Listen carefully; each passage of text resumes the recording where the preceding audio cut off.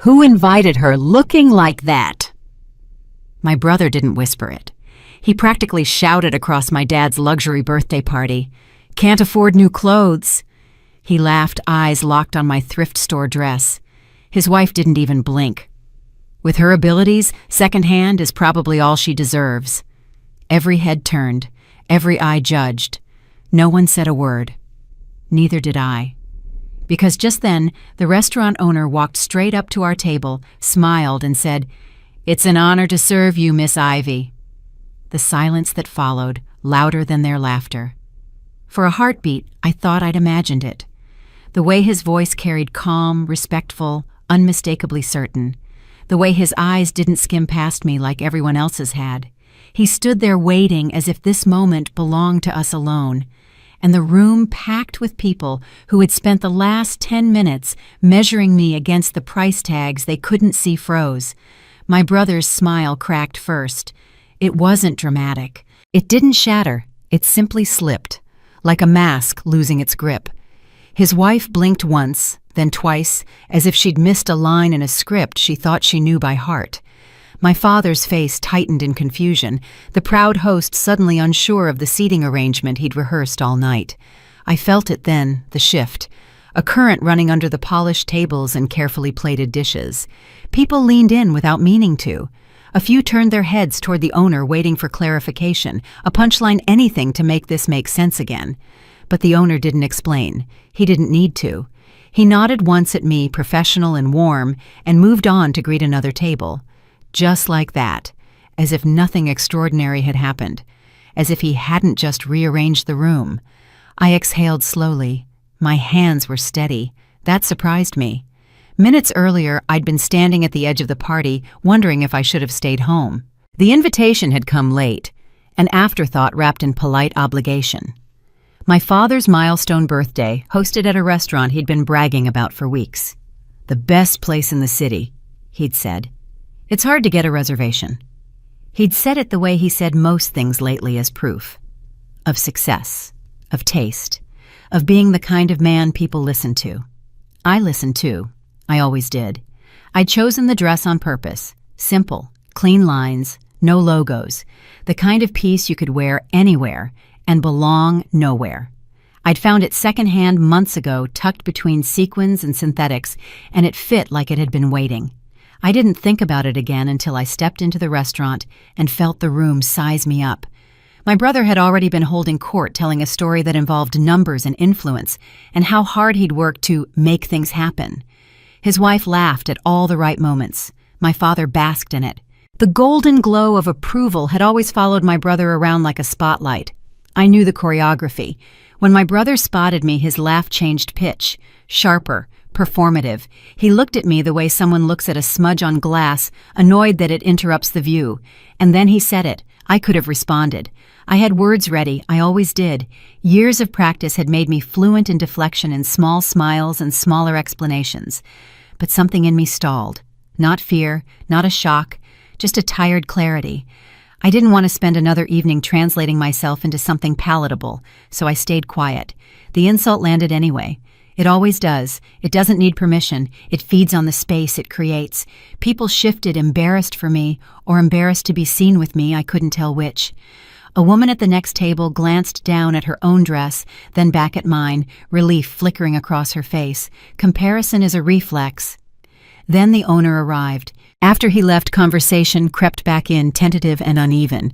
My brother cleared his throat and tried to reclaim the rhythm. "Great place, right?" he said too loudly. "Told you all it was impressive." He laughed again, but this time it sounded like he was alone. My father finally turned to me. "Do you know him?" he asked casually, but his eyes searched my face like they might find a clue he'd missed. "Not personally," I said. It was true enough. The rest of the meal unfolded with the carefulness of people walking on newly cracked ice. Dishes arrived. Glasses were refilled. Compliments were paid to the chef. But something fundamental had shifted. The assumptions that had entered the room so confidently were now unsure of their footing. I watched it happen from my seat. The way my brother stopped interrupting me. The way his wife avoided my eyes. The way my father's pride dulled into something closer to curiosity. No one apologized. No one asked questions that mattered. But the ease was gone, and in its place was something brittle. I felt strangely hollow, not victorious, not vindicated, just emptied, as if a long-held weight had slipped free and left a bruise in its absence. This wasn't how I'd imagined things ending up, not tonight, not ever. I'd grown up learning how to be small in rooms like this, how to keep my voice even, how to dress for the expectations of people who believed success had a uniform. I'd learned when to speak and when silence would cost me less. I'd learned that being the responsible one meant absorbing the discomfort so others could stay comfortable. Tonight, all of that training felt suddenly obsolete. When dessert was served, my brother declined. He said he was full. His wife checked her phone. My father asked me if I was enjoying myself. I nodded, because that's what I'd always done. But inside, something had cracked open. I realized with a clarity that startled me that I'd crossed an invisible line the moment the owner said my name. Not because of what it revealed, but because of what it took away. I could no longer pretend this was just how things were. I could no longer hide behind the idea that staying quiet kept the peace. The peace had never been for me. As the party wound down, guests filtered out with polite goodbyes and practiced smiles. A few lingered curiosity tugging at them. One woman touched my arm lightly and said, "Lovely dress." Her tone had changed, softer, respectful. I thanked her and watched her leave. Outside, the night air was cool. I stood by the entrance for a moment, listening to the city breathe. My brother avoided me as he walked past keys already in hand. His wife followed, heels clicking too fast. My father hesitated, then said he'd see me soon. I nodded again. When I finally turned away, I didn't feel like I'd won anything. I felt like I'd lost something I couldn't name. The version of myself that believed enduring quietly was the same as being strong. The comfort of invisibility. The safety of being underestimated. I didn't know what would come next. I only knew that whatever had just begun, it couldn't be undone. And for the first time in a long while, I didn't shrink from that thought. I stayed at the table after everything went quiet, after the laughter collapsed into awkward movement, and people pretended the moment hadn't just split the room in half. Plates were adjusted. Someone asked for another drink. A woman at the end of the table complimented the lighting as if ambiance could erase what had been said. No one addressed it. No one apologized. The humiliation didn't echo because it didn't need to. It fit too neatly into the space that had already been prepared for it. That was the part that hurt most. Not the words themselves, but how easily everyone slid back into normal like this was a scene they'd rehearsed before. I watched my brother reclaim the conversation inch by inch. He leaned forward, told a story louder than necessary, drew laughter where he wanted it. His confidence didn't falter because to him nothing unusual had happened. He hadn't crossed a line. He'd simply spoken from a position he'd always been allowed to occupy. The room followed him without question. It always had. Growing up, he was introduced first. The pride in my father's voice sharpened when he said his name. Every family gathering began with an update on my brother's life, what he was working on, what he was planning next, what risk he'd taken that week. Even his mistakes were framed generously. He wasn't reckless, he was bold. He wasn't wrong, he was learning. Ambition covered everything like a varnish, glossy and forgiving. When it came to me, the language changed. I was doing fine, I was keeping busy, I was independent. Words that sounded positive but didn't invite follow-up. No one asked what I wanted next. No one asked what I was building. The assumption was always that I'd figure it out quietly on my own without disrupting the flow of other people's narratives. My father didn't mean to hurt me. That was the hardest part to accept. He wasn't cruel, he was simply consistent. My brother reminded him of himself, same confidence, same impatience, same belief that the world responded best to force. I was different, thoughtful, careful, and in a family that equated volume with value, that difference was misread as absence. There was a Thanksgiving dinner 7 years ago that I still carry with me. The whole family had gathered at my father's house. I'd just closed my first real investment, a small stake in a tech startup that would later return 12 times what I'd put in. I was 26, and I'd done it without help, without connections, without anyone knowing I'd been studying markets since college. I mentioned it during dinner, not to brag, just to share. My father nodded, said, "That's nice," and then turned to my brother to ask about his new car. The conversation never came back to me. Another time at a cousin's wedding, my brother announced he was starting a new business venture. The room applauded. People asked questions. My father offered to connect him with investors he knew. When I mentioned I'd already been running a small investment fund for 3 years, quietly managing money for a few clients who trusted me, my brother laughed and said, "That's not really a business, Ivy, that's a hobby." Everyone laughed with him. My father didn't correct him. I smiled and changed the subject. The worst was the year I asked for help. Not money, just support. A recommendation to a banking partner who could open doors I couldn't reach on my own. I'd done the research. I knew exactly what I needed. My brother laughed and said I didn't need it, that I was low maintenance. My father agreed, relieved, and the subject closed.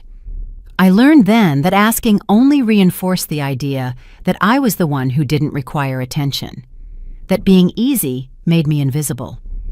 Over time, my silence hardened into something people mistook for personality. "You're just quiet," they'd say, as if it explained everything. They stopped checking in, stopped waiting for my input. Decisions were made around me, not with me. My absence from the conversation became proof that I didn't belong in it.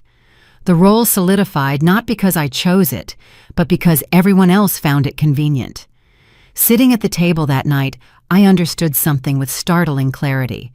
My brother's comment didn't come out of nowhere. It was the natural conclusion of years spent watching me take up less space. He believed he was entitled to laugh because no one had ever corrected him before. His wife followed his lead not out of malice, but because she'd stepped into a system where my position had already been defined. She'd learned the hierarchy quickly. We all had. That realization settled over me slowly like a weight I'd been carrying without noticing. It wasn't that I hadn't been good enough. It wasn't that I hadn't tried. It was that the story had been written early, and I'd been cast without my consent. Explaining myself hadn't changed it before, and it wouldn't change it now. Words bounced off a structure that didn't recognize them. I looked around the table again. Faces familiar enough to predict. People who thought they knew me because they'd labeled me years ago. They saw the version of me that didn't interrupt, didn't compete, didn't demand. They didn't see the parts that lived outside their field of vision. And for the first time, I didn't want them to not in the old way. The party continued, but something in me had stepped back from the stage. I realized I didn't need to correct their assumptions. I didn't need to rewrite my role inside a script that had never been mine. I could simply leave the scene altogether. Not physically, not yet, but emotionally, mentally, quietly, the way I always did things. They thought they knew who I was, but they only knew the part I'd been assigned. Chungba, the dress they misunderstood, Daching Sua. I chose the dress the same way I chose most things in my life, quietly, without asking for permission, without rehearsing an explanation for anyone who didn't need one. The afternoon light slanted through my bedroom window as I laid it out on the bed and smoothed the fabric once with my hand, not checking for flaws, not questioning the choice, just acknowledging it. I knew how this would look to them. I wasn't naive. I understood the language of family gatherings, the unspoken dress code that had nothing to do with comfort and everything to do with signaling. I could have chosen something safer. I owned clothes that blended in better clothes that carried the right weight, the right assumptions. I'd worn them before. They'd earned me nods of approval and the occasional surprised comment about how put together I looked, as if that version of me were a temporary upgrade rather than a person. But every time I'd tried to dress the part, they expected something in me went quiet in the wrong way. It wasn't peace. It was erased. I'd stand in front of the mirror and see someone who looked acceptable but felt borrowed, like I was wearing proof that I could behave if required. Over time, I'd learned that fitting in came with a cost I no longer wanted to pay. The dress on my bed wasn't expensive. It wasn't meant to be. I'd found it months earlier while wandering through a thrift store on a weekday afternoon, the kind of place where time loosened its grip and nothing demanded urgency. It wasn't hidden or rare. It simply felt right. The fabric had weight without stiffness lines, without pretense. When I tried it on, there was no performance in the mirror, no audition, just recognition. People assumed thrift meant compromise, that choosing secondhand was a concession to limitation, a sign of lack dressed up as intention. They were wrong. I'd owned new clothes, expensive ones, pieces that came with receipts and expectations. I'd worn them to events where people smiled approvingly and still didn't listen to what I had to say. Price had never translated into presence. Labels had never bought me authority. Thrift gave me something else, freedom. It stripped away the need to impress and left only the question that mattered: does this feel like me? No brand could answer that. No trend could decide it for me. When I wore something without a story, people recognized they had nothing to attach their assumptions to. That unsettled them. I didn't mind. As I got dressed, my mind drifted to Christmas 2 years ago. The whole family had gathered at my father's house, and I'd worn a simple navy dress I'd picked up at a consignment shop downtown. Nothing flashy, nothing worn, just understated. I'd thought nothing of it until my Aunt Linda pulled me aside near the kitchen. She placed her hand on my arm the way people do when they're about to say something they think is kind. Her eyes swept over my dress, then back to my face. "Oh, honey," she said, lowering her voice. "Are things tight right now? You know you can always ask if you need help. Family takes care of family." I felt my stomach tighten. "Everything's fine, Aunt Linda. I just liked the dress." She nodded, but her expression didn't change. That careful, pitying smile stayed fixed in place. "Of course, sweetheart. Of course." She patted my arm twice, the way you might comfort a child who doesn't understand their own situation. "Just remember, we're here for you. No judgment." She walked away before I could respond, already moving toward my brother to compliment his new watch. I stood there for a moment holding my glass of wine, feeling the weight of her assumptions settle over me like a coat I hadn't asked to wear. That was the moment I understood something clearly. It didn't matter what I said. They had already decided who I was.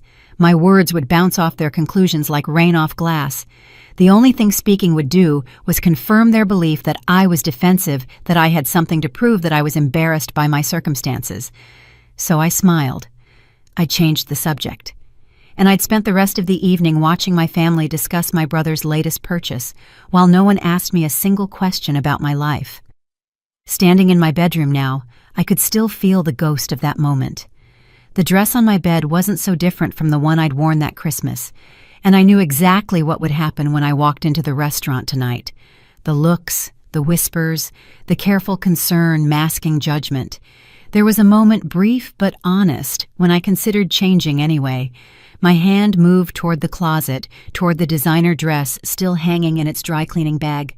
The one I'd bought 3 years ago for a client dinner, back when I still thought the right outfit could buy me a seat at the table. I touched the plastic, felt the weight of the fabric underneath. It would be so easy.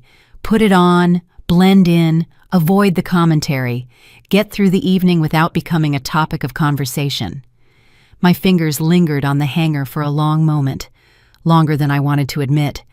Then I let go. Avoidance had never protected me. It had only postponed the inevitable stretched discomfort across time until it felt permanent. Tonight I didn't want to disappear quietly into the background and listen to my life be summarized inaccurately. I didn't want to spend the evening proving I could conform if needed. I wanted to arrive as myself and let the rest unfold without intervention. The party loomed in my mind as I gathered my things. I could already picture the room filled with polished confidence, the unspoken competition humming beneath polite conversation. I knew the dress would look out of place against that backdrop. I knew eyes would linger a second too long, assessing, categorizing. I felt the pressure of that knowledge settle in my chest, not as fear, but as weight. The kind you carry because you've decided it's worth it. Standing by the door, I paused once more in front of the mirror. This time I didn't search my face for reassurance. I didn't practice a smile or prepare a defense. I stood still and let myself be seen by the only person whose opinion mattered. I wasn't dressing to be accepted. I was dressing to avoid betraying myself. That distinction had taken me years to understand. When I stepped outside, the evening air was cool and indifferent. The world didn't care what I wore. The sidewalk didn't measure me. The sky didn't compare me to anyone else. That thought grounded me as I walked toward my car. They would notice the dress before they noticed me. I was certain of that. They would read into it whatever fit the story they already believed. Aunt Linda would probably pull me aside again, offer the same pitying smile, the same careful words. My brother would find a way to comment. My father would pretend not to notice while noticing everything. But for the first time, that story wasn't mine to correct. I closed the door behind me, the sound decisive, and left with the quiet certainty that whatever came next, I wouldn't be stepping into it by accident. I stepped into the restaurant and immediately felt the shift from solitude to spectacle, the kind that presses in from all sides without ever touching you. The space was loud with celebration voices overlapping in practiced cheer glasses lifted in synchronized gestures of belonging. People stood in clusters that had already decided who belonged where. I wasn't greeted, wasn't guided, wasn't pulled into any orbit. I paused just long enough to scan the room, then moved on my own, aware of how visible that small independence made me. The first looks came quickly, glances that lingered a fraction longer than courtesy required, eyes traveling from my face to my dress and back again, pausing as if something didn't quite add up. A woman near the entrance looked me over, then leaned toward her companion, lips moving without sound. Someone else smiled politely and turned away too fast. No one said anything. They didn't have to.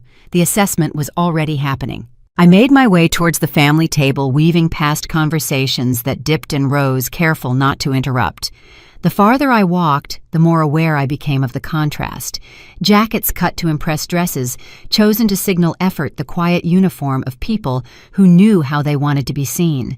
My presence disrupted the pattern.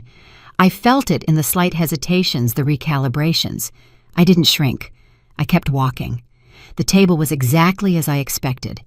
My brother at the center, voice carrying hands, moving as he spoke. He was mid-story, something about a deal that had required real risk, and the people around him leaned in at the right moments. My father sat close, listening, nodding, absorbed. There was a seat at the far edge for me, unclaimed and unnoticed. I took it without comment. For a while I was invisible again. Conversation flowed around me, not to me. Plates were set down. Laughter rose and fell. Someone asked my brother a question, and he answered with confidence sharpened by an audience. I listened quiet, by habit, my presence registered only as an outline at the margin. It would have been easy to stay there to let the night pass without friction. That's what they expected. The laughter came first, my brother's familiar and unrestrained. It cut through the conversation, demanded attention. He didn't lower his voice. He didn't check the room. He looked directly at me, then back at the table, as if inviting everyone to share the joke. The timing was deliberate, the moment chosen. "Can't afford new clothes," he said, laughing again, eyes fixed on my dress. The words landed cleanly without hesitation. Not a slip, not a mistake, a performance. There was a beat of silence, just long enough for the room to absorb it. A few people laughed uncertainly, others looked down at their plates. No one challenged him. He'd spoken from a place they all recognized. Before I could even register the full weight of it, his wife added her own line, softer, cooler, like a finishing touch. "With her abilities," she said, tilting her head slightly, "secondhand is probably all she deserves." That did it. The air shifted, thickened. Every head turned. Every eye found me. This time there was no pretense, no polite avoidance. They looked openly, curiously, like they were watching a demonstration. I felt the attention settle on my skin, heavy and exacting. I didn't move. I didn't smile. I didn't laugh it off. I stayed where I was, hands resting on the table, posture steady. I could feel the expectation pressing in the collective anticipation of a response, a protest, an explanation, an exit, anything to resolve the tension they'd just created. My silence stretched the moment. It made people uncomfortable. A few shifted in their seats. Someone cleared their throat. My brother's smile faltered just slightly, then sharpened again. He wasn't used to pauses that didn't belong to him. I glanced toward my father, just enough to see if he would intervene, if he would say something to redirect the moment.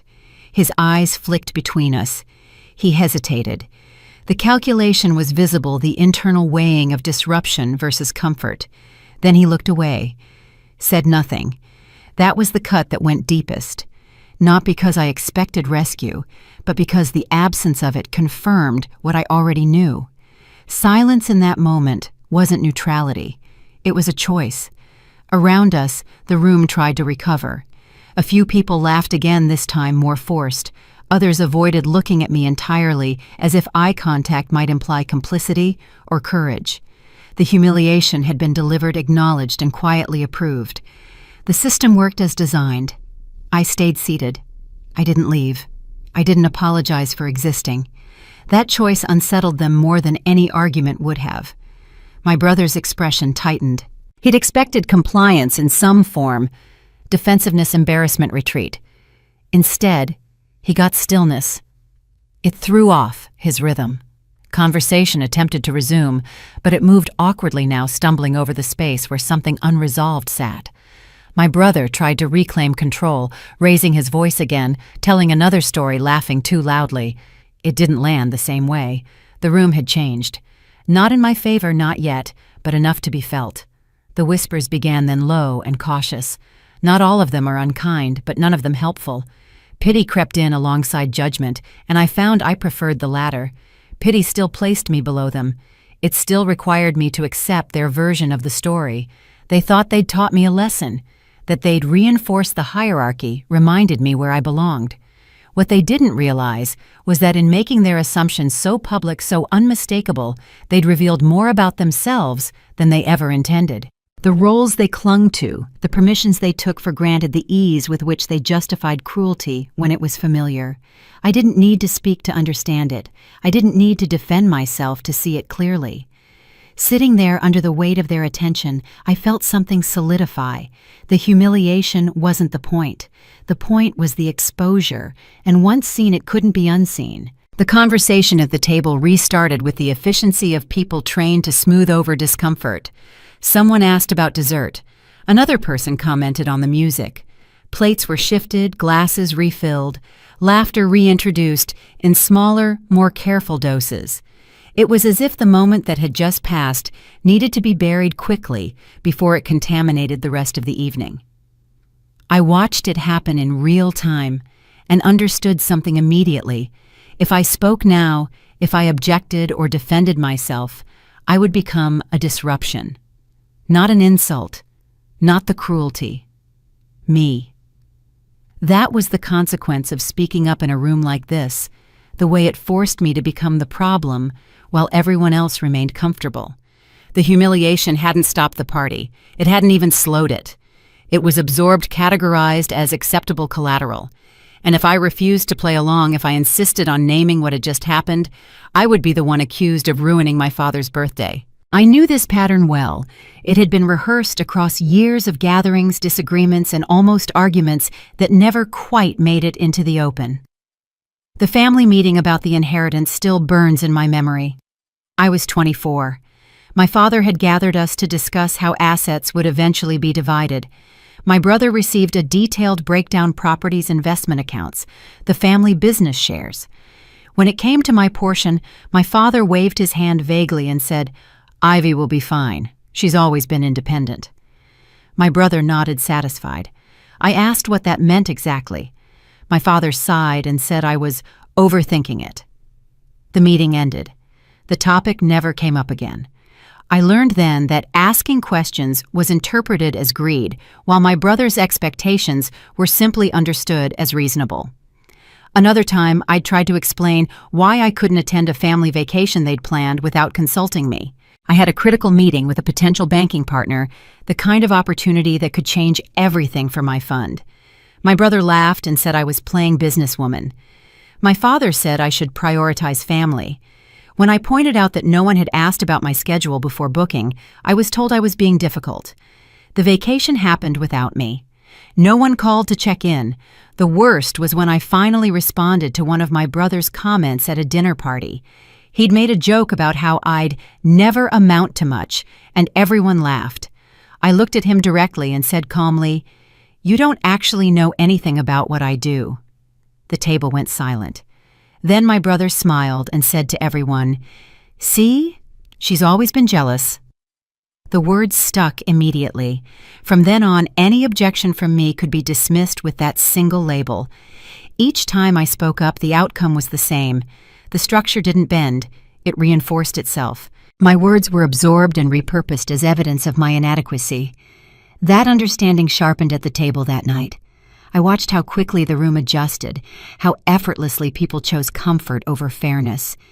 In rooms like this, the person who reacts to disrespect becomes the problem.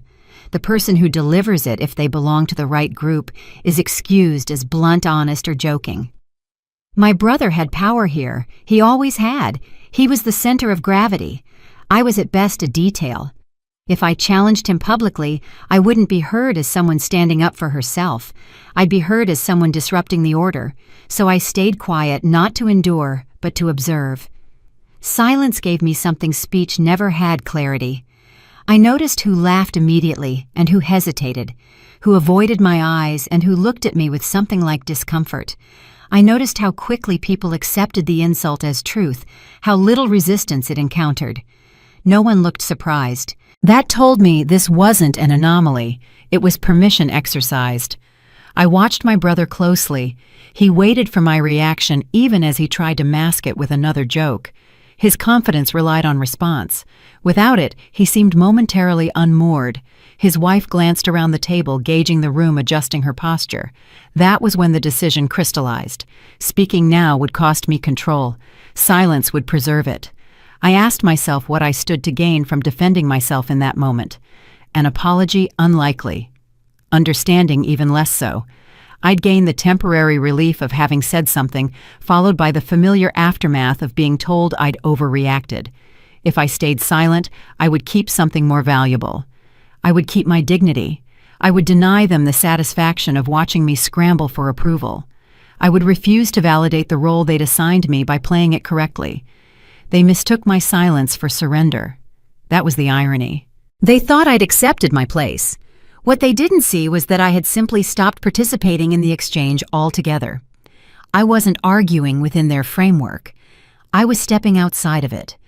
They believed silence meant defeat. What they didn't understand was that some confrontations don't begin with words. Some only start once you stop giving the other side what it expects. The silence didn't break.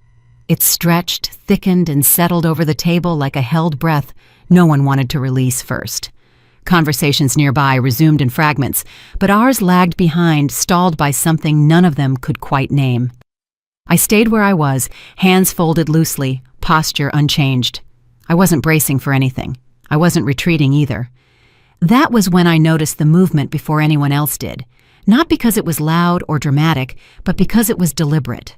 From the corner of my vision, a figure stepped away from the edge of the room and began walking toward us, not hesitating, not scanning, just moving forward with a certainty that cuts cleanly through the noise. I didn't turn my head. I didn't need to.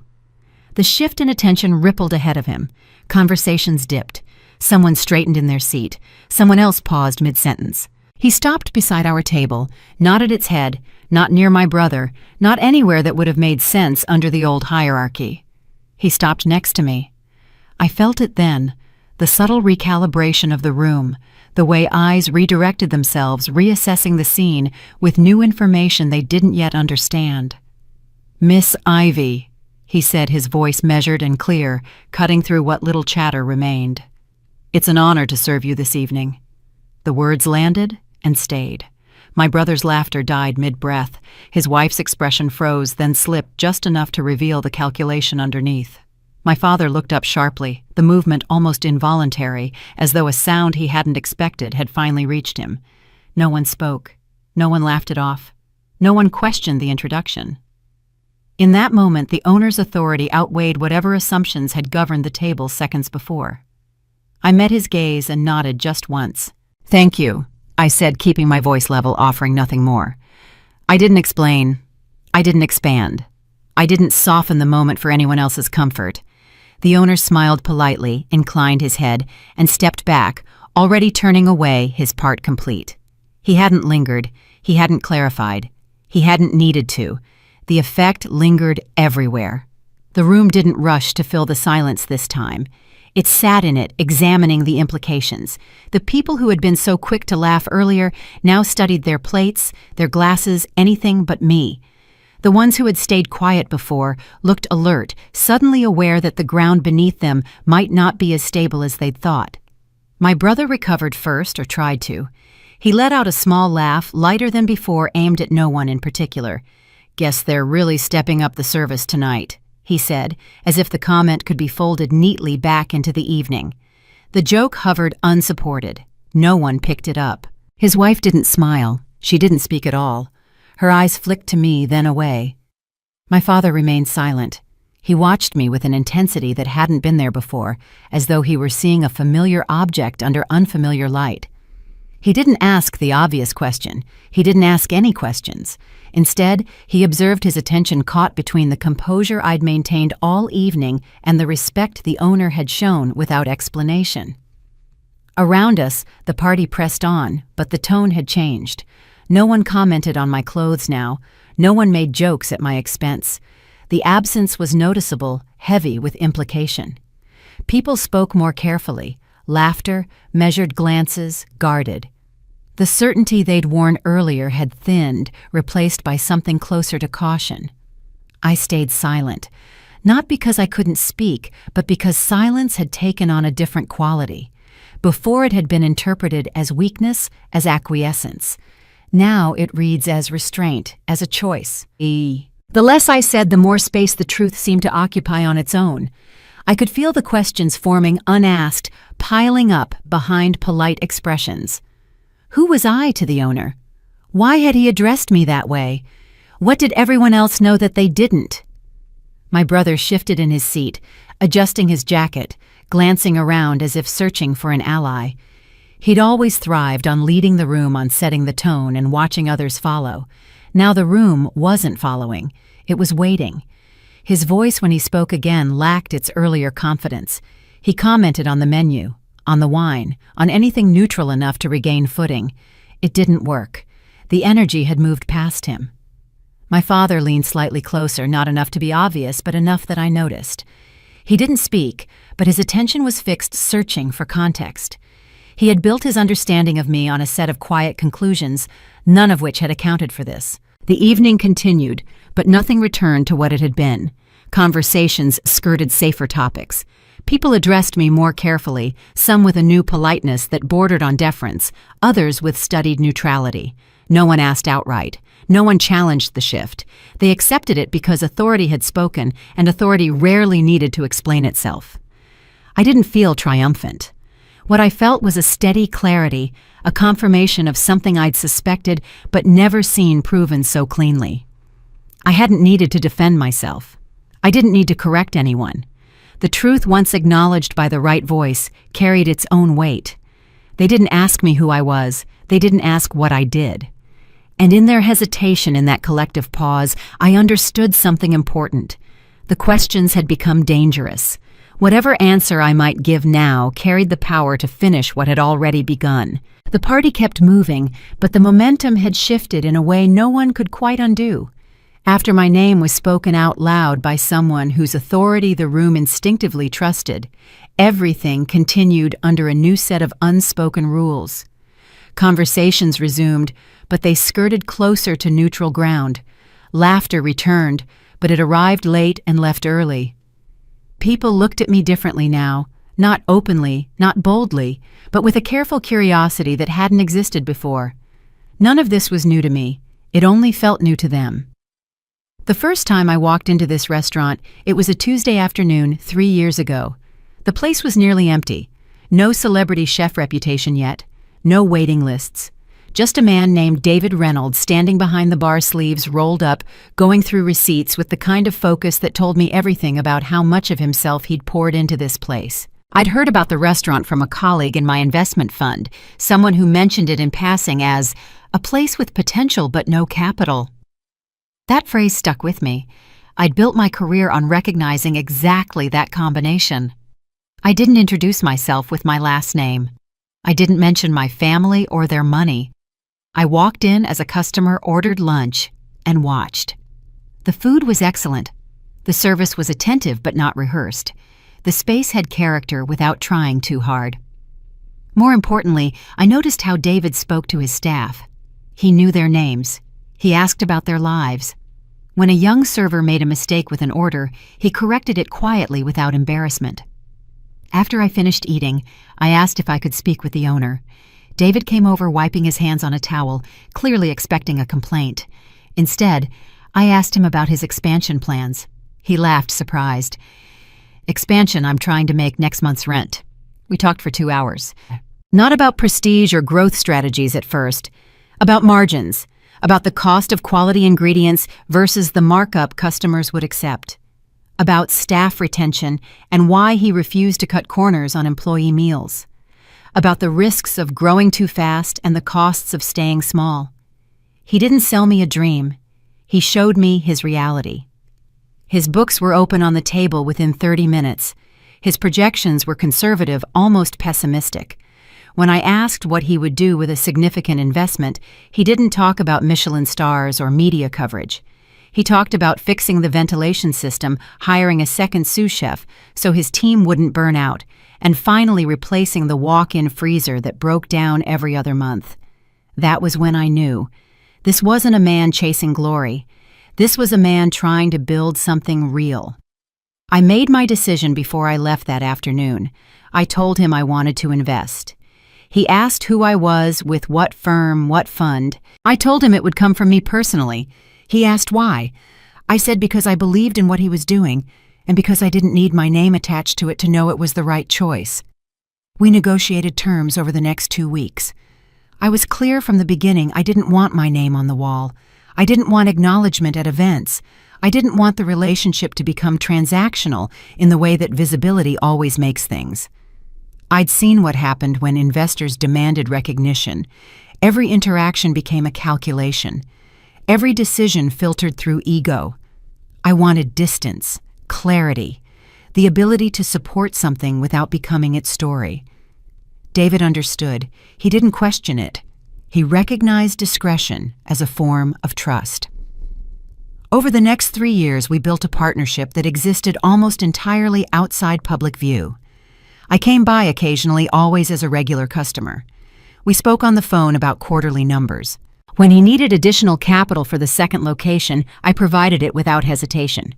When a difficult landlord threatened to raise rent beyond reason, I connected him with a real estate attorney who specialized in exactly that kind of negotiation. I never asked for returns beyond what the business could genuinely provide. I never pressured him to grow faster than his team could handle, and he never once broke my confidence. That was how I became what I was to him, a silent backer. The kind who didn't attend openings or pose for photos, the kind who showed up quietly, checked in occasionally, and let the people doing the work take the credit. Calling my name that night hadn't been an attempt to expose me or elevate me. David had been watching from across the room when my brother made his comment.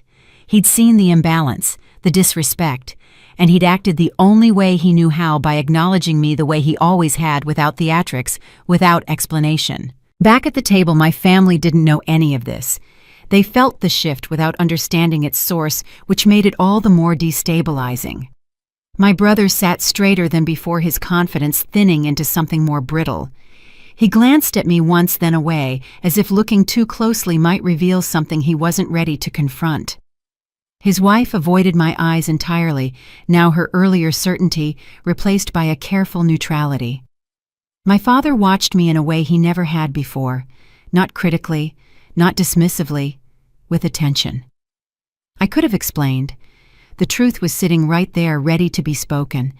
I could have eased the tension, clarified the confusion, and claimed the recognition I'd just been given.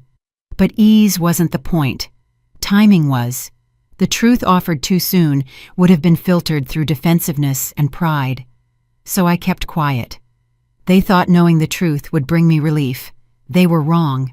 Keeping it to myself, choosing when and how it would surface, gave me more control than any immediate reveal ever could. Chung Tain, the unseen gift, Damo Rong. The party didn't end when the music softened or when plates were cleared. It lingered suspended between what everyone pretended was normal and what none of them wanted to name. Guests smiled and compared schedules. Phones glowed briefly and disappeared. Coats were gathered with practiced ease. At our table, conversation became cautious, as if every sentence needed to be tested before it was spoken. When David took the microphone to thank everyone for coming, the room gave him its attention without effort. He spoke about milestones, about gratitude, about a year that deserved to be marked properly. Then he added something small delivered as a courtesy. Rather than a headline, the evening had been taken care of, fully covered as a gift. A gesture of appreciation, meant to let the family enjoy the night without logistics. No name, no flourish, just a sentence that slid into the air and stayed there. My father blinked surprise flashing across his face before settling into a smile that looked like pride. He straightened, nodded, accepted the idea that someone somewhere had wanted to honor him. My brother leaned forward immediately, quick to fill the vacuum. "Must be one of Dad's old clients," he said, his voice aiming for casual authority. "You know how these things work. People remember favors." His wife nodded along. Her smile practiced, her hand resting at his arm, as if proximity alone could translate into credit. The room accepted it easily enough. Assumptions prefer familiar shapes. I watched him take credit for something he knew nothing about, watched his wife's smile widen as she basked in reflected importance. I watched my father beam at my brother as if this mysterious generosity had somehow been arranged through his connections. Something twisted in my chest. Not anger exactly, something older. Something I'd been carrying for years without naming it. I thought about what this dinner had cost me. $18,000. Not a small number. Not money I threw around carelessly. It represented months of careful planning, calculated returns, and patience. It was the exact amount I debated over for 3 days before finally committing. And now I was watching my brother smile and shrug, as if he'd somehow orchestrated the whole thing. For one sharp moment I wanted to say it. The words were right there, fully formed. It was me. I paid for everything. Every plate, every glass of wine, every dessert you're finishing right now. Me, not Dad's old client, not one of your connections. Me. My hand tightened around my water glass. I could feel the condensation against my palm, cold and real. But I didn't speak. I forced the words back down and took a slow breath, because I knew what would happen if I did. My brother would find a way to make it about him, how he didn't know how I should have said something, how it changed things now that money was involved. My father would feel awkward, maybe even embarrassed that his daughter had paid instead of him. The gift would become a debt. The gesture would become a transaction. And somehow, I would end up apologizing for making everyone uncomfortable. I'd seen it happen before. The birthday I'd surprised my father with a first edition book he'd mentioned wanting years ago. Instead of gratitude, I'd gotten questions. "Where did you find this? How much did it cost? Can you afford this?" My brother had joked that I must have gotten a windfall from somewhere. My father had set the book aside and never mentioned it again. The decision to pay for tonight hadn't been impulsive. Weeks earlier, when the plans were being made, the details debated and revised in a family group chat, I was added to as an afterthought. I'd noticed the tension creeping into conversations. It started with my brother messaging, "I can probably get us a deal at this new place downtown. Let me make some calls." Then my father responded, "Let's keep the budget reasonable. I don't want anyone overextending." Then my brother again, "Don't worry about the budget, Dad. I'll handle it." The subtext was clear. My brother was positioning himself as the provider, the organizer, the one who made things happen. My name hadn't come up once in the planning. I'd been added to the group chat 3 days before the party with a simple FYI and no request for input. I'd watched the messages pile up. Who would cover what, who would handle which piece, the unspoken competition beneath the logistics. My brother had been angling to control the venue choice, dropping hints about his connections and how he could probably get a deal. My father had been tracking every expense, worried about perception. I'd remembered birthdays past, how celebration always came with a price that wasn't listed on any invoice, the arguments after events about who had contributed enough, the resentment that lingered for months, the way generosity became a weapon and gratitude became a debt. My father's 60th birthday had been the worst. My brother had organized everything, then spent the next 6 months reminding everyone what it had cost him. Every family gathering included a reference to that party I threw for Dad. Every conversation about money circled back to his sacrifice. By the time Thanksgiving came, I'd heard the story so many times I could recite it word for word. I wanted this year to be different, not grander, cleaner. I wanted to remove the ammunition before it could be loaded. I called David privately 3 weeks before the party. We met at the restaurant during off hours, the dining room empty except for a few staff members setting up for the evening service. "I want to cover the entire event," I told him. "Everything. The private room, the prix-fixe menu, the wine pairings gratuity, all of it." He looked at me carefully. "That's a significant amount, Ivy. Are you sure?" "I'm sure." "And you don't want anyone to know?" "Correct. Announce it as a gift from the restaurant if you need to.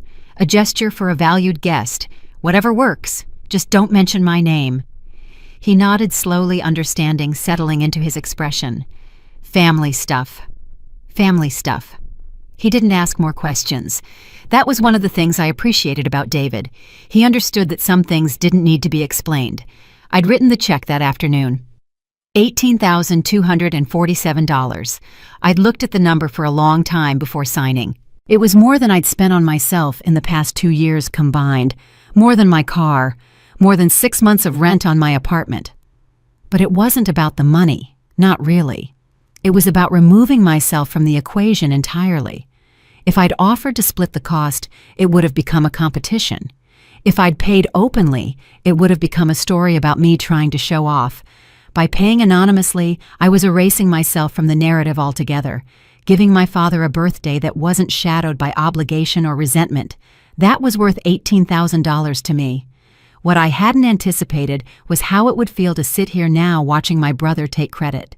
His wife was saying something about how generous people always recognized quality, how her husband had probably made an impression on someone important without even realizing it. My brother was nodding modestly, performing humility while accepting praise he hadn't earned. I felt the twist in my chest sharpen into something closer to pain. Was this what it would always be like?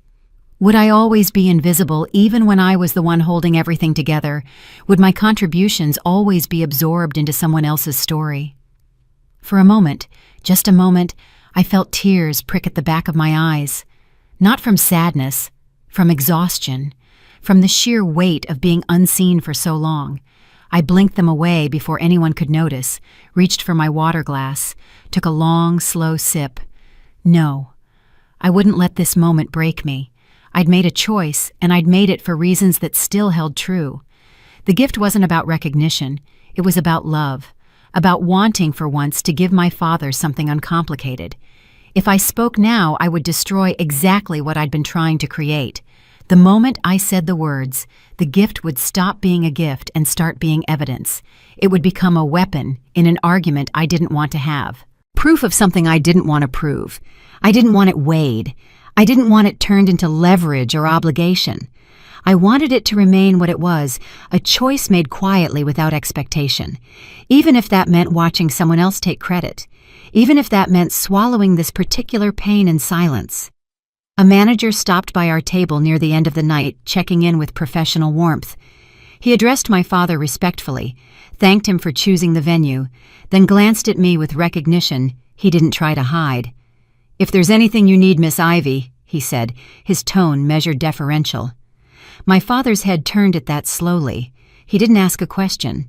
He simply looked at me as if aligning two images that refused to sit neatly together.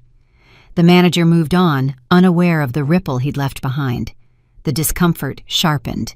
My brother's smile tightened, recalibrating. His wife shifted in her chair, scanning faces, reassessing the room. They were losing something intangible, the authority that comes from being certain you understand the hierarchy. I considered saying something then, a simple clarification, a quiet acknowledgement. The words were still there waiting. It would be so easy. But timing is a language of its own, and the room wasn't ready to hear it without translating it into something ugly. If I spoke, they would hear accusations. They would hear scorekeeping. They would hear a challenge. So I stayed silent, not as punishment, as preservation. Outside, the night air felt cooler than I expected. The building behind me held its glow, its promise, its carefully curated impression.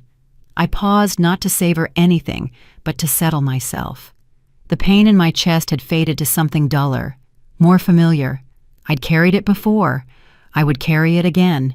But at least tonight, I'd carried it for a reason I chose. That made it different. That made it mine. Gifts given quietly have a way of echoing longer than the ones announced. They create a vacuum where certainty used to be, and in that space, truth starts to move. I didn't need them to know it was me. Not yet. Maybe not ever. I needed to know why I'd done it, and I did. Love doesn't require witnesses to be real, but secrets, even gentle ones, don't stay hidden forever. They wait. They gather weight. They find their moment, and when they surface, they don't ask permission. I walked to my car alone, the city quiet around me. $18,000, a year of invisibility, a lifetime of being underestimated. Somehow standing there in the parking lot, it all felt like it was finally starting to add up to something. When the last guest finally left the room, seemed to exhale. Chairs were pushed in without ceremony. The staff dimmed the lights to something softer, and the polished energy of the party drained away, leaving behind a quieter, heavier air. It was just us, now family without witnesses. The kind of silence that doesn't rush to be filled. I stayed seated for a moment longer than necessary, not because I was tired, but because I sensed that something had shifted, and I didn't want to move too quickly past it. My father stood near the end of the table, loosening his jacket, nodding absently at a server, as if he were still thanking guests in his head. He looked pleased, but not triumphant, thoughtful, not distracted. My brother lingered close by, phone in hand, scrolling without seeing, waiting for the room to reorganize itself around him again. His wife hovered at his side, her smile absent now that there was no one left to perform for. I felt my father's attention settle on me, the way you notice a change in light before you can name it. Not sharp, not interrogating, just a present. He hadn't looked at me like that in years. "You okay?" he asked finally. The question landed awkwardly, not because it was invasive, but because it was unfamiliar. He had asked me about logistics before, about timing, about whether I needed anything practical. He hadn't asked me how I felt, since I'd learned to give him answers that didn't inconvenience him. "I'm fine," I said, then corrected myself. "I had a good time."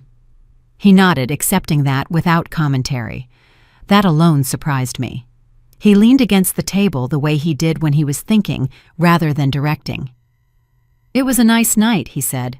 "I didn't realize how much work you put into things like this." I didn't respond immediately, not because I was guarding a secret, but because I was measuring the space he'd opened. My brother shifted clearly, sensing the conversation drifting away from him. He cleared his throat, stepped forward slightly, and began to speak about the planning, about who had coordinated what, his voice trying to reassert a familiar rhythm. My father raised a hand, not sharply, just enough to pause him. "I wasn't talking to you," he said calmly. The room stilled. It wasn't loud, it wasn't dramatic, but it was unmistakable. My brother froze. His expression caught somewhere between disbelief and offense. He hadn't been corrected like that before, not in front of me, not ever. His wife's eyes flicked between them, calculating, unsure which version of the evening she was now supposed to inhabit. My father turned back to me. "You always seem separate," he said, choosing his words carefully. "Not unhappy, just off to the side. I've never really asked why." There it was, not an accusation, not a defense, a question, one he had avoided for years because he'd assumed he already knew the answer. "I don't like competing," I said, "and I don't like making people uncomfortable." My brother scoffed softly, unable to stop himself. "You make it sound like we're the problem. You just never put yourself out there." My father looked at him, then really looked. "That's enough. Let her finish." I felt something loosen in my chest, something I hadn't realized was still tight. I continued, not raising my voice, not pressing my advantage. I learned early that when I spoke up, it became about how I said things instead of what I was saying. So I stopped trying to be heard. It wasn't about disappearing. It was about choosing peace. My father absorbed that quietly. He didn't interrupt. He didn't correct my memory on his own. My brother opened his mouth again, then closed it. The rules had changed, and he could feel it. "I always thought you were just independent," my father said slowly. "That you didn't need much." I met his eyes. Needing less isn't the same as being given less. The words hung between us heavy, but precise. He nodded once, the way he did when something settled into place, whether he liked it or not. "I should have paid more attention," he said. It wasn't an apology. It wasn't a confession. But it was acknowledgement, and it landed deeper than anything louder ever could. Around us, the room felt smaller, more intimate. My brother shifted again, uncomfortable now, in a way that wasn't about losing attention, but about being seen too clearly. His wife touched his arm, a quiet signal to retreat. He didn't argue. He didn't joke. He fell silent. My father glanced between us, then back at me. "There are things about you that I think I never really asked about. I just assumed." I stood then, not to leave, but to level the space between us. "You can ask, when you're ready." He nodded again, more firmly this time. "I will." As we gathered our things, the dynamic remained altered, fragile, but real. Outside, the air was cool and clean.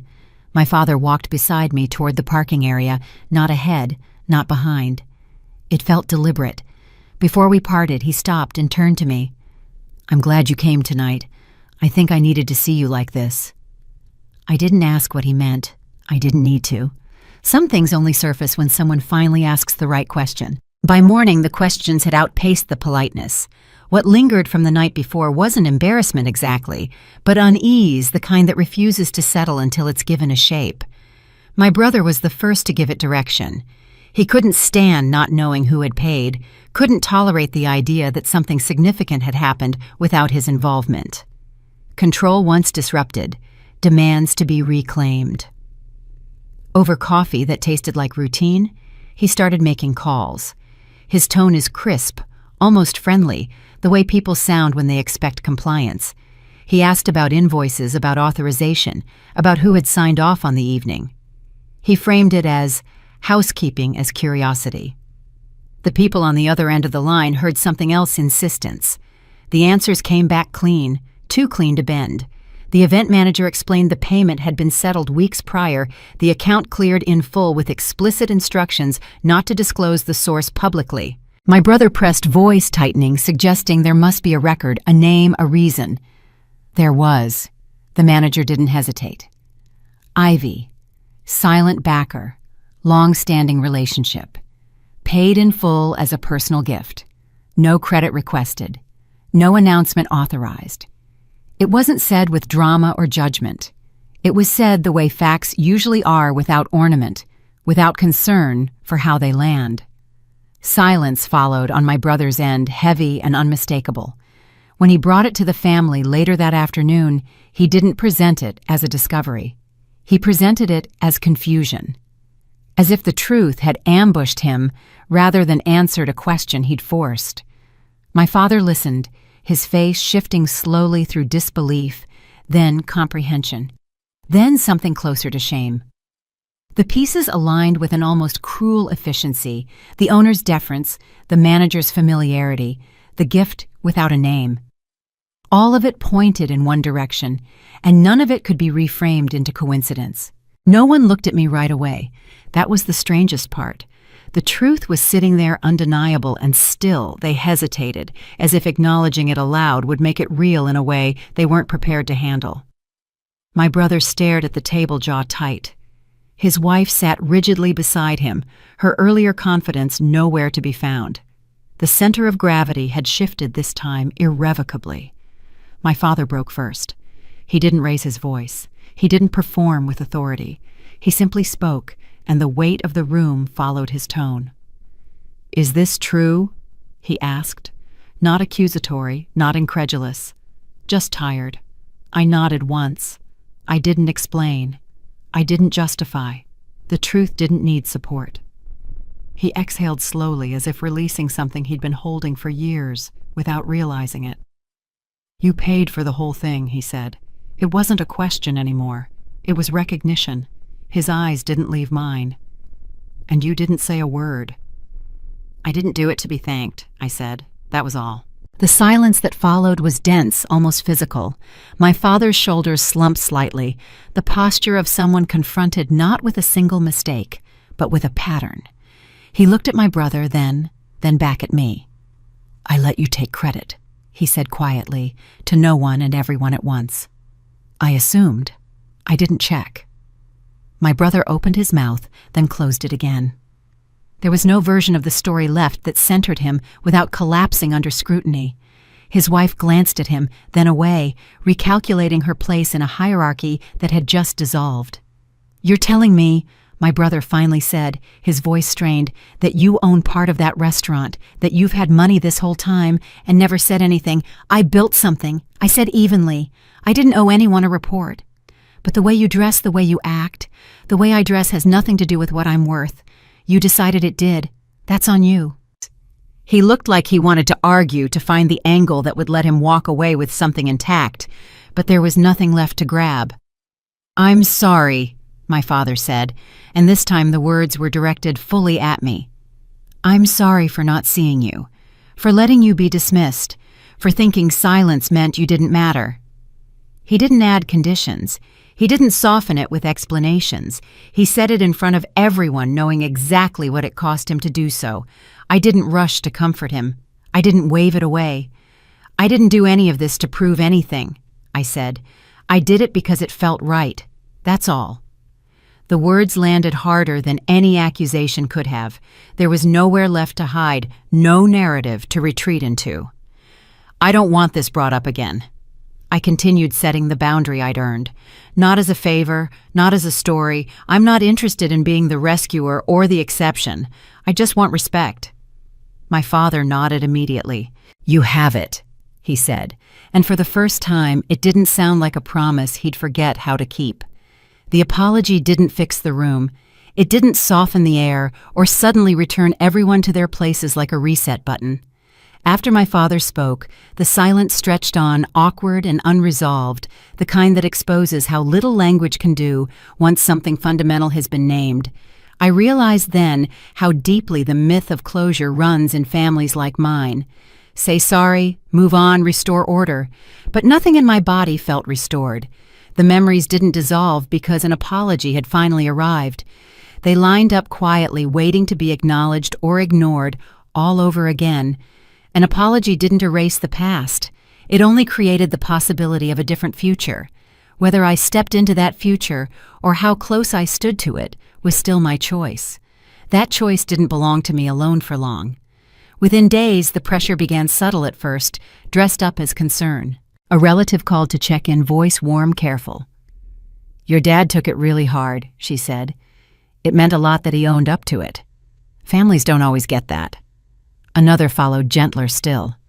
"You're strong. You can afford to be a bigger person." The message threaded through each conversation was the same now that the hard part was done. It was my responsibility to smooth the rest over. Forgiveness in their eyes wasn't a gift. It was an obligation. I listened without arguing. I'd learned long ago that pushing back against moral pressure only reinforces it. What they didn't see was the trap beneath their kindness. The scapegoat is always asked to absorb discomfort for the sake of peace. My brother tried a different approach. He caught me alone one afternoon at my father's house, finding me in the kitchen while I was pouring a glass of water. His footsteps were deliberate, unhurried. He leaned against the counter arms, crossed his tone casual, almost nostalgic. "Hey," he said. "Got a minute?" I didn't turn around. "Sure." "Look, I've been thinking." He paused and I could hear him shifting his weight. "I didn't know you were doing all that. The restaurant, the investment stuff. If I had, things would have been different." I turned to face him then. He was wearing the same expression he always wore when he wanted something open, reasonable, the picture of a man willing to meet halfway. I'd seen that face 1,000 times, at family dinners when he wanted the last word, in arguments when he wanted to be declared the peacemaker.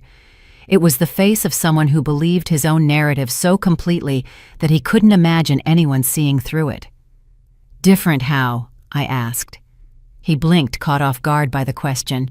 "I mean, I wouldn't have said what I said at the party, you know." "What did you say?" His smile flickered. "Come on, Ivy. You know what I mean." "I want to hear you say it." The warmth in his expression cooled by a degree. "I made a joke about your dress. It was stupid. I didn't mean anything by it." There it was, the familiar deflection. It was a joke. I didn't mean it. the words designed to make the problem my reaction rather than his action. "You said I couldn't afford new clothes," I said, keeping my voice level. "You said second-hand was all I deserved, in front of everyone, at Dad's birthday party. That's not—" He stopped himself, recalibrating. "Okay, fine. It came out wrong. But you know how I am. I joke around. I've always been like that. You used to laugh." "No," I said. "I used to stay quiet. That's not the same thing." He stared at me for a long moment, and I watched something shift behind his eyes. Not understanding. Calculation. He was trying to figure out a new angle, a different approach that might work better. "Look," he said, his voice softening into something meant to sound vulnerable. "I know things have been weird between us, and maybe I haven't been the best brother. But we're family Ivy. We can get past this. Remember when we were kids? We used to be close. We used to tell each other everything." I did remember. I remembered being 12 and idolizing him, following him around the house, laughing at all his jokes because I wanted him to like me. I remembered being 15 and realizing that his attention only came when he needed something. I remembered being 20 and watching him take credit for a project I'd helped him with, smiling at our father's praise while I stood in the corner invisible. "We were never close," I said quietly. "I was just available." His face hardened. The mask slipped just for a moment, and I saw the irritation underneath, the frustration of a man who wasn't getting what he wanted. "Fine," he said, pushing off from the counter. "Be that way. I'm trying to fix things here, and you're just—" He waved his hand vaguely. "Whatever. I don't know what you want from me." "I want you to stop pretending you don't know what you did." I said I was sorry. "No. You said you didn't mean it. That's not an apology. That's an excuse." He stared at me, and for a moment I thought he might actually hear me, that something I'd said might land somewhere real. Then his wife appeared in the doorway, her timing too perfect to be coincidental. She'd been listening, I realized, waiting for the right moment to intervene. "Is everything okay here?" she asked, her voice light, her eyes sharp. My brother turned to her with visible relief. "Yeah, we're done." He walked past her without looking back. She lingered for a moment, studying me with an expression I couldn't quite read. Not hostility, something more careful than that. Assessment. "He really is trying," she said finally, "in his own way." "I know," I said. "That's the problem." She held my gaze for another beat, then turned and followed her husband out of the kitchen. I stood there alone, the glass of water still in my hand, and felt something settle into place. Not anger, not sadness, clarity. He wasn't going to change, not because he couldn't, but because he didn't believe he needed to. In his mind, the problem wasn't what he'd done, it was that I'd reacted badly. If I would just accept his non-apology, laugh it off, return to my place in the hierarchy, everything could go back to normal. But I was done being normal. Later, my father asked if we could talk. We sat across from each other in his study, the room where he'd always conducted serious conversations. No audience, no performance. The evening light came through the window, casting long shadows across the desk between us. He didn't start with explanations. He asked a question instead. "What do you need from me now?" It was the first time he'd ever asked me that without attaching an expectation to the answer. I took a breath. I'd been preparing for this conversation without realizing it, rehearsing words in my head during sleepless nights and quiet mornings. "I need you to see me," I said. "Not the version of me that's convenient. Not the quiet one who doesn't cause problems. Me." He nodded slowly, waiting. "I need you to stop comparing us. Me and him. I need you to stop assuming that because I don't ask for attention, I don't need it. I need you to remember that I exist even when I'm not in the room." I paused, feeling the weight of years pressing against my chest. "And I need you to understand that I'm not angry anymore. I'm just tired. I'm tired of proving myself. I'm tired of being invisible. I'm tired of watching everyone else get credit for things I've done." He was quiet for a long moment. I watched his face, looking for the familiar signs of dismissal, the tightening of the jaw, the glance away, the breath that preceded a but. They didn't come. "I didn't know," he said finally. "I didn't know you felt that way." "I tried to tell you. Many times. I know. He looked down at his hands. I wasn't listening. I thought... He stopped, shook his head. It doesn't matter what I thought. I was wrong. Yes, I said. You were. He looked up at me, and for the first time in my life, I saw my father look genuinely uncertain, not performing humility, actually feeling it. I can't undo it, he said. But I can stop doing it. I can start paying attention. I can ask instead of assuming. He paused. I know that's not enough, but it's what I can offer. That mattered. It didn't heal everything, but it shifted something real. For the first time, I believed he meant what he was saying, not because he'd found the right words, but because he'd stopped trying to find them. He was just sitting there, uncomfortable, uncertain, willing to be seen as someone who'd failed. That was more than he'd ever given me before. Forgiveness, I realized, wasn't the same as reconciliation. I could let go of resentment without reopening every door. I could wish them well without placing myself back in a position that required constant self-erasure. Mercy didn't have to look like proximity. Sometimes it looked like distance, clear, calm, unapologetic. When I told them my decision, we were all together. My father, my brother, his wife. I didn't dramatize it. I didn't wait for the perfect moment. I just said it. I'll still be there for important things, birthdays, holidays, but I'm not engaging in comparisons or power struggles anymore. If that starts, I'll step away, immediately, without explanation. I didn't ask if that was okay. I stated it as fact. My father's face fell just slightly. He was disappointed, but he didn't argue. I understand, he said, and for the first time I believed him. My brother bristled. So what, you're just going to... Yes, I said, cutting him off. I am. Sure. He opened his mouth to argue, then closed it. His wife touched his arm, a small gesture that might have been comfort, or might have been warning. He sat back in his chair, jaw tight, clearly offended by the loss of access, but unsure how to fight for something he'd never realized he was taking. His wife said nothing, but I could see her reassessing, recalculating. The hierarchy she'd married into was shifting beneath her feet, and she wasn't sure yet where she would land. Each of them lost something familiar in that moment: control, comfort, certainty. None of it was taken aggressively. It was simply no longer available. In the quiet that followed, something unexpected settled in. Not triumph, not vindication. Peace, measured and real. I no longer felt pulled to justify my distance or explain my choices. They didn't need to agree for it to be valid. I stood up, and no one moved to stop me. I walked to the door, and no one called me back. I stepped outside into the evening air, and for the first time in as long as I could remember, I felt light. I had spent years believing acceptance was the price of belonging. I knew better now. Belonging that requires self-betrayal isn't belonging at all. A few weeks passed, and life didn't snap back into place the way people like to pretend it does after a confrontation. There was no montage of healing, no sudden warmth flooding old rooms. The family still gathered, still spoke, still shared meals, but the rhythm had changed. The forced closeness was gone. So was the easy cruelty. What replaced it was quieter, more careful, and at first unfamiliar. I wasn't seated at the edge anymore, but I also wasn't pulled into the center.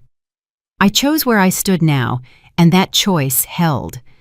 The changes showed up in small, undeniable ways. My father began asking before deciding, not as a performance, but as a habit he was clearly learning in real time. He stopped boasting about his children altogether, as if he'd realized how hollow that language had been. My brother no longer joked at my expense. He kept his distance respectful, but guarded his confidence recalibrated into something flatter. His wife treated me with a polite neutrality that carried just enough caution to acknowledge the new boundaries. No one apologized again. They didn't need to. Behavior is louder than words when it's consistent. I returned to the restaurant one afternoon alone. No celebration, no family, no expectations attached. The place was calm, operating in its everyday rhythm, and I felt more like myself there than I ever had during the party. David greeted me by name, the same way he always had, with a nod that recognized partnership without elevating it into spectacle. We spoke briefly about operations, about plans that extended beyond any single night. The expansion is on track, he said, sliding a folder across the table. The second location opens in 4 months. The numbers are better than projected. I reviewed the pages, satisfied with what I saw. 3 years of patient investment, quiet support, calculated decisions, all of it building towards something sustainable. I want to increase my stake, I said. Another $200,000. Use it for the staff training program we discussed. He nodded, unsurprised. He'd learned by now that my involvement came without strings, without demands for visibility. There's something else, he said, hesitating slightly. A group of investors approached me last month. They want to buy out your shares. Offer 3 times what you put in. I set down my coffee. What did you tell them? That I'd ask you, but I already know the answer. I smiled slightly. The answer is no. I'm not interested in a quick return. I'm interested in what we're building. He exhaled, relieved. That's what I told them. Sitting there, I thought about how often my silence had been misunderstood. There were years when it had been mistaken for weakness, when it was simply endurance. I had absorbed more than I should have, believing restraint was the same as strength. Now silence felt different. It wasn't something pressed onto me. It was something I chose, a tool rather than a shield. The difference lived in my posture, in the way I left rooms without scanning for approval, in how I spoke, without preparing defenses in advance. I remembered the girl I used to be at gatherings like that birthday party, counting the seconds until it was socially acceptable to leave, rehearsing neutral responses in case anyone noticed her presence long enough to comment on it.